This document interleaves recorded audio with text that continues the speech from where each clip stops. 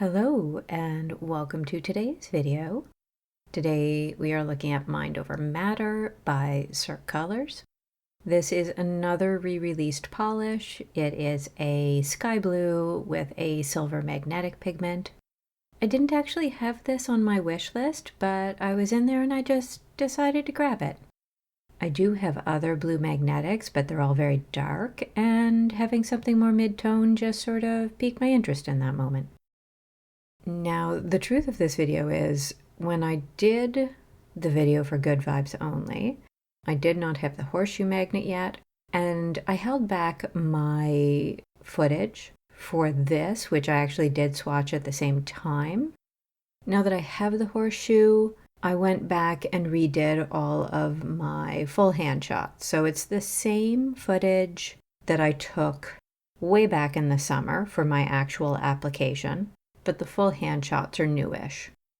And I guess this is a quick reminder that the thumb, ring finger, and pinky will all be in cat eye, and only my index and middle fingers will be done as velvet.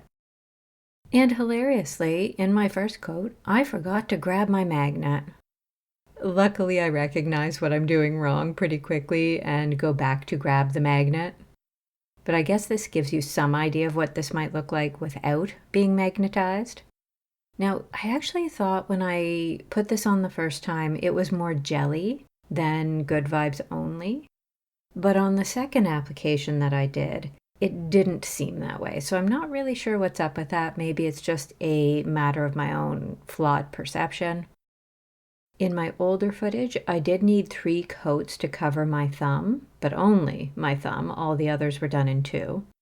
However, when I applied it the second time, with the horseshoe magnet in hand, I only needed 2 on my thumb. So I do think this is yet another one where your specific application is going to matter. And I do have to say, the velvet does look way better with the new methodology. Now, I did not try this particular nail polish with my 2 wand magnets trick, but I will have to test one of these with that one day and see if it's more effective than what I tried the first time. Now, in the second coat, I do get everything kind of even, but I didn't get the opacity I wanted. So I decided to see if a third would help. So we are going on to a third here in the footage.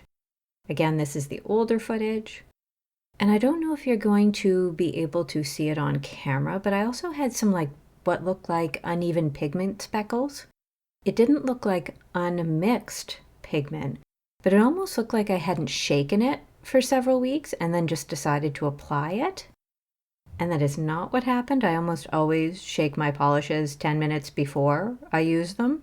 And magnetics are no different. In fact, I shake them much closer to the time of use just because I'm trying to keep that magnetic pigment suspended. I don't know if that's an unwarranted paranoia, but my brain tells me that magnetic pigment might be more likely to sig at the bottom, just by virtue of being heavier. That is the other reason I put on 3 coats. I felt the pigment looked uneven. Again, I don't know why this was happening, so I could not give you any guesses as to why it did not occur the second time. And here we are in the third coat, and again, this is because I had some unevenness problems in terms of the pigment not seeming to be homogeneously distributed throughout the suspension. Hopefully that makes sense. If you wanted to do velvet, I kind of doubt you're going to need 3 just because the flash of that velvet is going to hide some of the imperfections that are not hidden when you use cat eye. I think if you're doing cat eye, most people with shorter nails or those who do not paint extremely thin will be good in 2. If you have longer nails or you are inclined to paint quite thin, then you're probably looking at 3 in the cat eye. Now, I do think this is what is quintessentially a sky blue. I unfortunately did not think to just put my hand up in the air and film my hand against the sky. Okay, we have made it outside, and this is now the newer footage. And I do want to note as well that for the fingers with the cat eye, which is the ring, pinky, and thumb, I did use a neodymium bar magnet. I did not use my wand magnet under the thumb. I used a bar magnet over top. I just wanted a cleaner line because I wanted a better look at basically how that pigment was spreading out, considering what had happened to me during my first application. I do think you can see the velvet effect on my index and middle finger pretty easily, and you can see it flashing.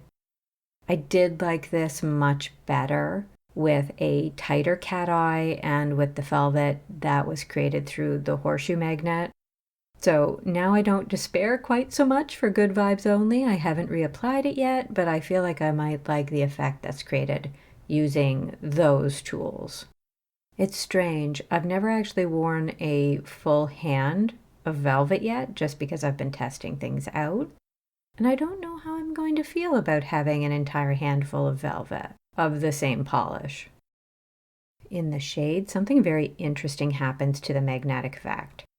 I'm picking up some green and pink tones at the edge of the magnetic pigment, especially around the edges of the cat eye. There are times I also think that I see a gold flash as well.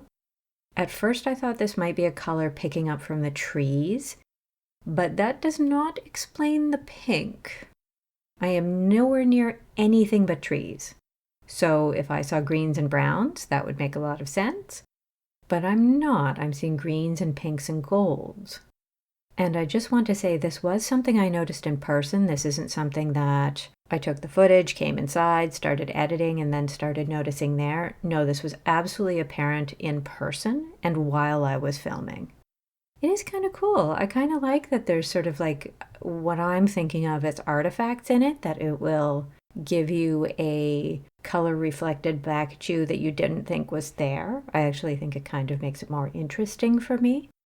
And finally, inside, the base has darkened yet again, and it's almost heading towards a sapphire now. I don't know that it's quite dark enough to call a sapphire, but we are heading in that direction.